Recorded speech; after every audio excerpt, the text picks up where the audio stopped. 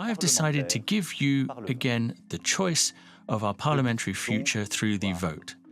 Tonight, I am dissolving the Assemblée nationale. As French political parties were racing on Monday to field candidates in a snap election, President Emmanuel Macron visited a site left abandoned after a massacre carried out by the Nazis during World War II. There, Macron and his German counterpart vowed to continue reconciliation efforts between France and Germany. There is the courage of the generations who experienced it, and there must be the same courage and the same determination of their grandchildren. The engagement comes a day after European Parliament elections that saw gains by the far right, and a shock decision by Macron to call a snap election. It's a roll of the dice on his political future, and could offer the far right a shot at real power. Macron's stature has been diminished since he lost his absolute majority in Parliament 2 years ago. In just a few minutes, I will be signing the decree that will call the French people on the 30th of June to legislative elections on the 7th of July for the second round. This is a grave and heavy decision.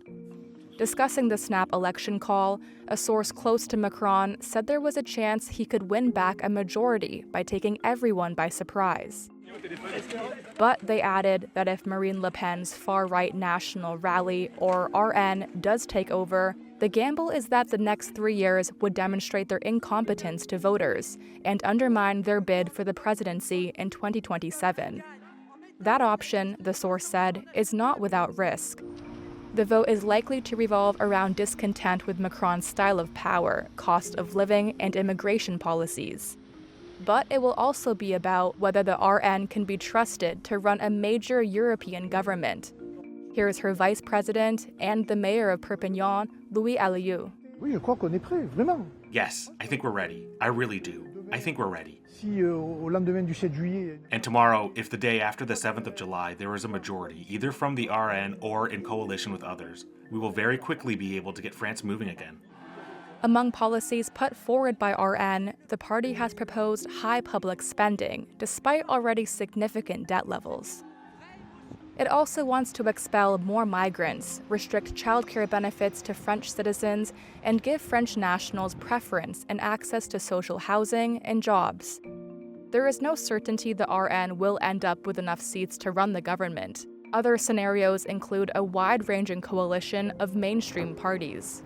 But even if the RN did score a majority, Macron would remain president for 3 more years and still be in charge of defense and foreign policy. He would, however, lose the power to set the domestic agenda.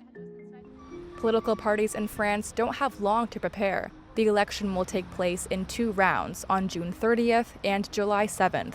The next government will take over in July.